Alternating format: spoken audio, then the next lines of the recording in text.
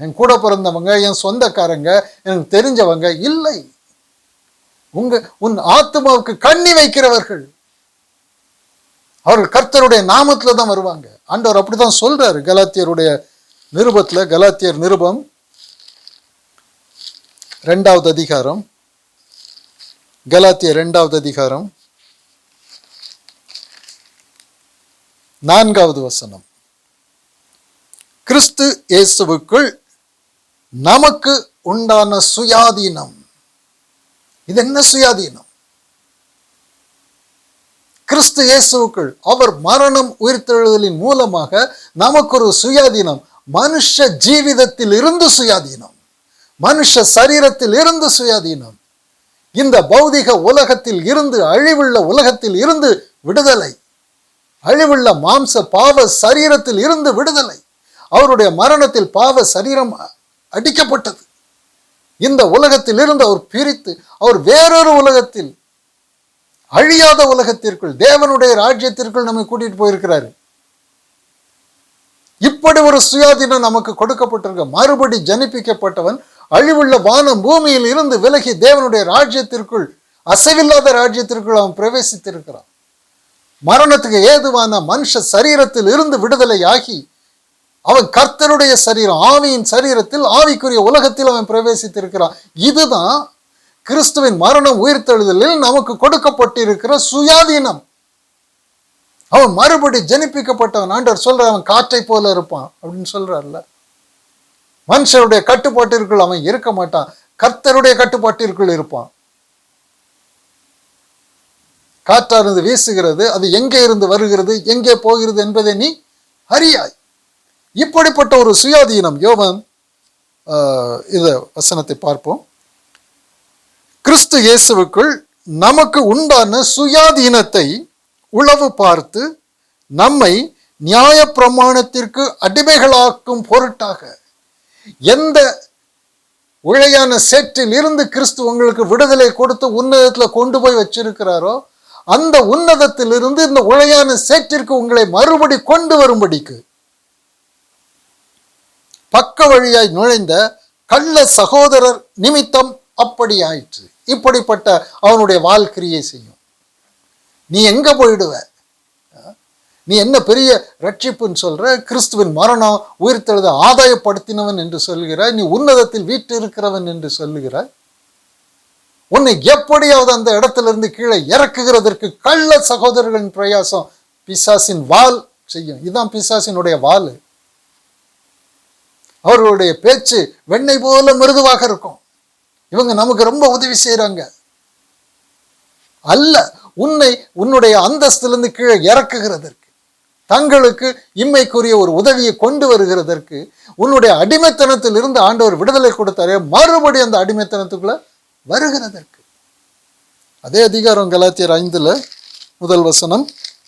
கலாத்தியர் 5வது அதிகாரம் முதல் வசனம். ஆனபடியினாலே நீங்கள் மறுபடியும் அடிமைத்தனத்தின் நுகத்திற்கு உட்படாமல்.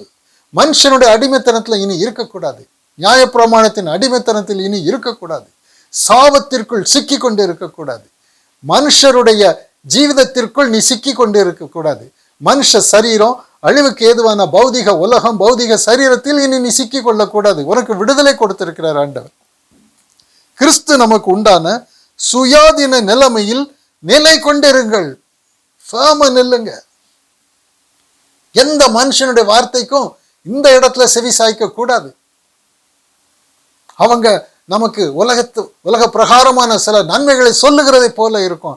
அவர்களுக்கு நன்மைக்காக சொல்லுவாங்க. பழையபடி உன்னுடைய பழைய அடிமைத்தனத்துக்குள்ள கொண்டு வருகிறதற்கு வஞ்சனையின் வார்த்தைகளை உதவி செய்கிறதை போல சொல்வாங்க. அவங்க ரொம்ப நெருங்கிய உறவுக்காரர்களா இருப்பாங்க. யாரா இருந்தாலும் சரி, நீ எச்சரிக்கையாயிரு.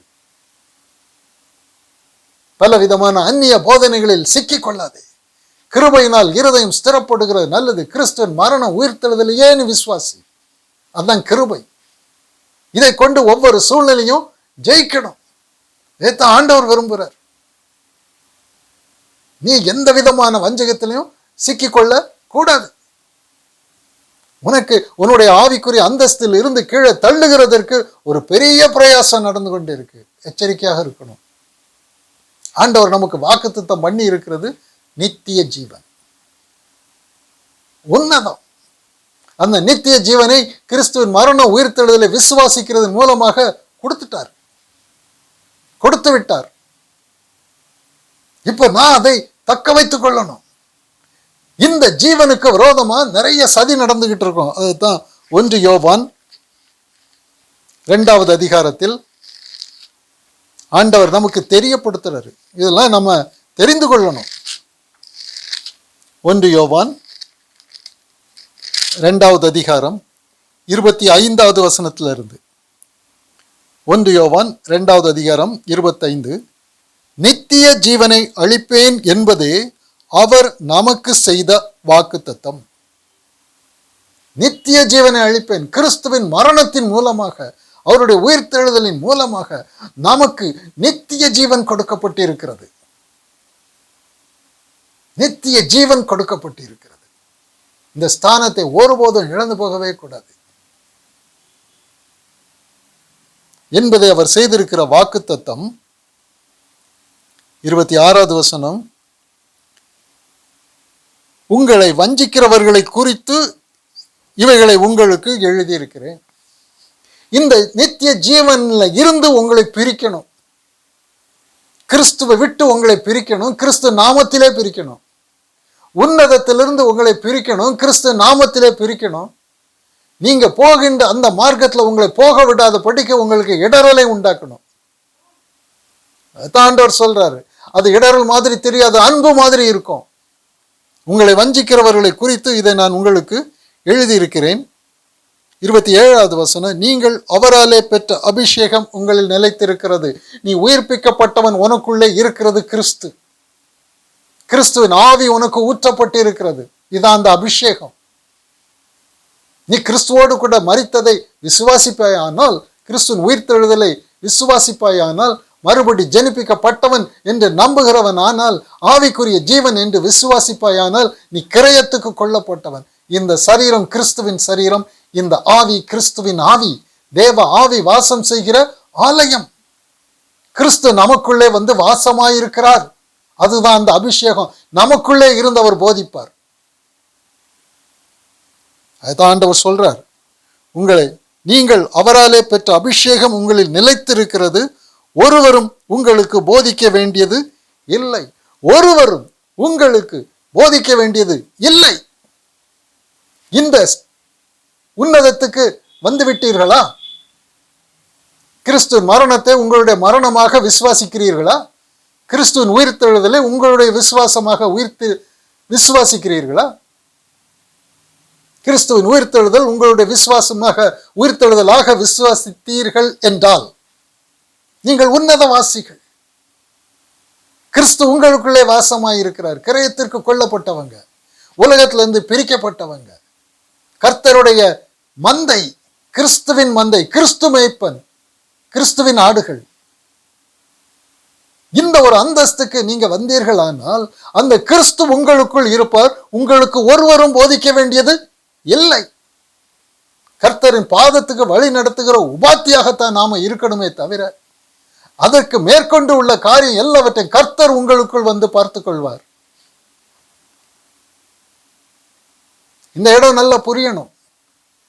மனுஷனுடைய அடிமைத்தனத்துக்கு போயிட்டோம் அப்படின்னா ஒரு நொடி பொழுதுல உங்களுடைய அந்தஸ்து கீழே போயிடும். ஒன்று இல்லாம தேவாலயம் தீட்டுப்பட்டு போகும். ஒருவனும் உங்களுக்கு போதிக்க வேண்டியது இல்லை. ஆண்டவர் தெளிவா சொல்றாருல, நீ இந்த அந்தஸ்துக்கு வந்திருக்கிறாயா? நீ வரவில்லை என்றால் நீ வேறொரு மந்தையில் சிக்கி கொண்டிருக்கிறாய் என்று அர்த்தம்.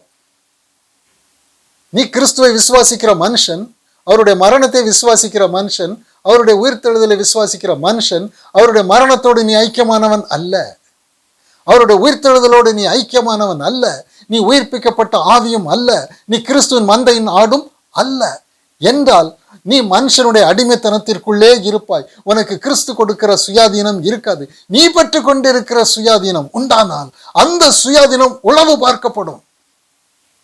அந்த சுயாதீனத்தில் நீ நிலைத்து இருக்க முடியாதபடிக்கு உனக்கு இடரலை கொண்டு வருவான்.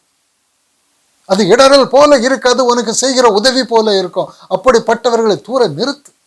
அவர்கள் தேவ பக்தியின் வேஷத்தை தரித்து அதன் பலனை மறுதளிக்கிறவர்களாய் இருப்பார்கள். இப்படிப்பட்டவர்களை விட்டு நீ விலகு. ஆண்டவர் ஆணித்தரமா சொல்லி இருக்கிற அந்த இடத்துல அல்ல என் சொந்தக்காரங்க, என் கூட பிறந்தவங்க என்று நீ பார்ப்பாயானால் உன் அந்தஸ்து போயிடும், வாள் உன்னை கீழே இழுத்து தள்ளிவிடும். ஒருவரும் உனக்கு போதிக்க வேண்டியதில்லை. வசனம் 27, அந்த அபிஷேகம் கிறிஸ்து உனக்குள்ளே இருக்கிறாரு, அவர் சகலத்தையும் குறித்து உங்களுக்கு போதிக்கிறது. அது சத்தியமாய் இருக்கிறது, பொய்யல்ல. அது உங்களுக்கு போதித்தபடியே கிறிஸ்துவில் நிலைத்திருப்பீர்களாக. நீங்க உயிர்ப்பிக்கப்பட்டவர்களானால், கிறிஸ்துவோடு ஒரே சரீரமாக இணைந்தவர்கள் ஆனால், நீங்கள் ஆவிக்குரிய ஜீவன் ஆனால், அவர் உங்களுக்குள்ளே வாசம் செய்கிறவர் ஆனால், அவர் உங்களுக்கு போதிக்கிறவர் ஆனால், நீங்கள் அந்த போதனையை கேட்டு அவரில் நிலைத்திருங்கள். உங்களை மனுஷருக்கு விற்று போடாதீங்க. மனுஷன் உங்களை அடிமைப்படுத்துவான். எகிப்துல இஸ்ரவேல் ஜனங்களை அடிமைப்படுத்தினது போல மனுஷன் உங்களை அடிமைப்படுத்துவான். கர்த்தருடைய நாமத்தை கொண்டு அடிமைப்படுத்துவான். இவ்வளவு ஒரு மேலான வாழ்க்கை இருக்கிறது நமக்கு. இதை குறித்து நாம் எச்சரிக்கையாக இருக்க வேண்டும். நம்ம கொடுக்கப்பட்டு இருக்கிற பந்தய பொருள் கொள்ளையடிக்கப்பட்டு போயிடும். எச்சரிக்கையாக இருக்கணும். கொலோசையர் 2வது அதிகாரத்துல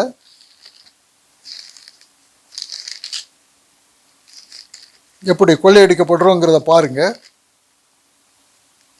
6வது வசனத்துல இருந்து, ஆகையால் நீங்கள் கர்த்தராகிய கிறிஸ்து இயேசுவை ஏற்றுக்கொண்டபடியே கிறிஸ்துவுக்குள் வேர்கொண்டவர்களாக, அவர் மேல் கட்டப்பட்டவர்களாக கிறிஸ்துவுக்குள் நடந்து கொண்டு, நீங்கள் போதிக்கப்பட்டபடியே விசுவாசத்தில் உங்கள் கிறிஸ்து மரணம் உயிர்த்தெழுதலில் உங்களுடைய நம்பிக்கையை உறுதிப்படுத்தி கொண்டு ஸ்தோத்திரத்தோட எந்த சூழ்நிலை வந்தாலும் அதுல பெருகுவீர்களாக.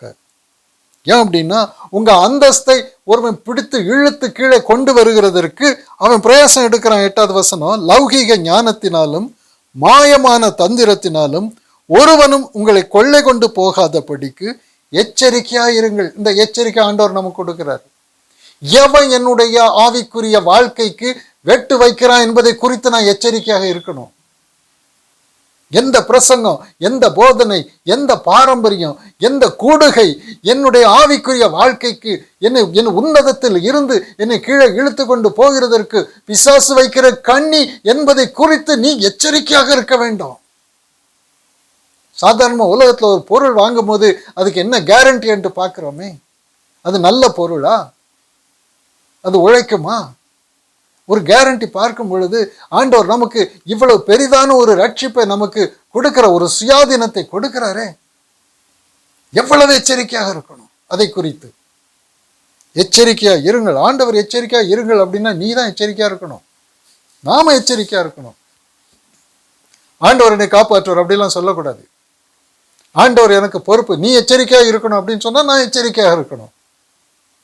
என்னுடைய பந்தய பொருள் கொள்ளை கொண்டு போகாதபடிக்கு நான் பார்த்துக்கொள்ளணும். லௌகீக ஞானத்தினாலும் மாயமான தந்திரத்தினாலும் ஒருவனும் உங்களை கொள்ளை கொண்டு போகாதபடிக்கு, தூக்கிட்டு போயிடுவான், தெரியவே தெரியாது. அது லௌகீக ஞானம், அப்படிதான் ஆண்டவர் சொல்றார். மாயமான தந்திரம், அது எல்லாம் தேவனுடைய வார்த்தை கொடுத்த பிரசங்கங்கள் தான்.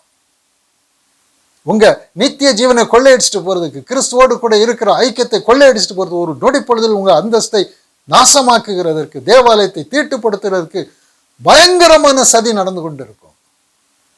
ஆவிக்குரிய வாழ்க்கையில் அனலாக இருக்கணும். அவருடைய மரணம் உயிர்த்தெழுதலை குறித்து உள்ள விசுவாசம் என்னில் கொழுந்து விட்டு எரிந்து கொண்டே இருக்கிறேன். நான் அல்ல, கிறிஸ்துவை என்னில் பிழைத்து இருக்கிறார். இந்த சரீரம் கிறிஸ்துவின் சரீரம், இந்த ஆவி கிறிஸ்துவின் ஆவி என்று நிமிஷத்துக்கு நிமிஷம் அறிக்கை பண்ணி கொண்டே இருக்கணும். அல்லது சங்கர தூதன் இறக்கி விட்டுருவான் கீழே. அது மனுஷர்களின் பாரம்பரிய நியாயத்தையும் உலக வழிபாடுகளையும் பற்றினதே அல்லாமல் கிறிஸ்துவை பற்றினது அல்ல. கிறிஸ்துவின் நாமத்திலே சொல்லப்பட்டிருக்கும், ஆனா அது கிறிஸ்துவோடு உள்ள ஐக்கியத்தை விட்டு பிரிக்கும். இதுதான் அவனுடைய சதி. கிறிஸ்துவின் மரணமும் உயிர்த்தெழுதலும் கிறிஸ்துவோடு கூட ஆவியாக என்னை இணைக்கிறதே, அந்த இடத்தில் அவன் வஞ்சகத்தை வைத்திருப்பான். அவன் கொள்ளையடிச்சுட்டு போயிடுவான். அதே அதிகாரத்துல கொலோசையர் 2:18-19, கணுக்களாலும் கட்டுகளாலும் உதவி பெற்று இணைக்கப்பட்டு தேவ வளர்ச்சியாய் வளர்ந்தேறுகிற சரீரம் முழுவதையும் ஆதரிக்கிற தலையை பற்றி கொள்ளாமல், தலையாகிய கிறிஸ்துவை பற்றி கொள்ளாமல், இவ்வளவு அவர் பக்தி விருத்தியை உண்டாக்குகிறார். தலையாகிய கிறிஸ்துவோடு கணுக்களாலும் கட்டுகளாலும் எப்படியாவது கிறிஸ்துவோடு கூட அவருடைய ஐக்கியத்தில் அவர் அதிகமாக நம்மை பலப்படுத்துகிறார். அப்படி இந்த சரீரத்தை பாதுகாக்கிற கிறிஸ்துவாகிய தலையோடு கட்டப்படாத படிக்கு தலையை பற்றி கொள்ளாமல் மாயமான தாழ்மையிலும் தேவ தூதர்களுக்கு செய்யும் ஆராதனையிலும் விருப்பமுற்று, இன்னைக்கு உலகம் முழுவதும் அப்படிதான் இருக்கு, மனுஷனை பிரியப்படுத்துற வாழ்க்கை.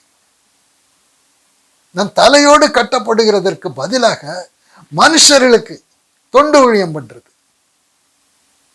ஒரு சபையில் ஒரு பெரிய மனுஷன் இருப்பானால், ஒரு போதகர் இருப்பாரானால் அவர் காலில் விழுறது, எடுபுடி. இதெல்லாம் ஆண்டவருக்கு விருப்பம் இல்லாத காரியம். மாயமான தாழ்மையிலும் தேவ தூதர்களுக்கு செய்யும் ஆராதனையிலும் விருப்பம். அதுதான் விருப்பம். நான் ஆண்டவரோடு கட்டப்பட மாட்டேன், நான் மனுஷருடைய காலை கழுவிட்டு இருப்பேன், அது அல்ல ஆண்டவர். அதுக்கு பிரியம் கிடையாது. மாயமான தாழ்மையிலும் தேவ தூதர்களுக்கு செய்யும் ஆராதனையிலும் விருப்பமுற்று காணாதவைகளில் துணிவாய் நுழைந்து தன் மாம்ச சிந்தையில் வீணாய் இருமாப்பு கொண்டிருக்கிற எவனும் உங்கள் பந்தய பொருளை நீங்கள் இழந்து போகும்படி உங்களை வஞ்சியாது இருக்க பாருங்கள். இந்த பொறுப்பு ஆண்டவர் நமக்கு கொடுக்கிறாரு.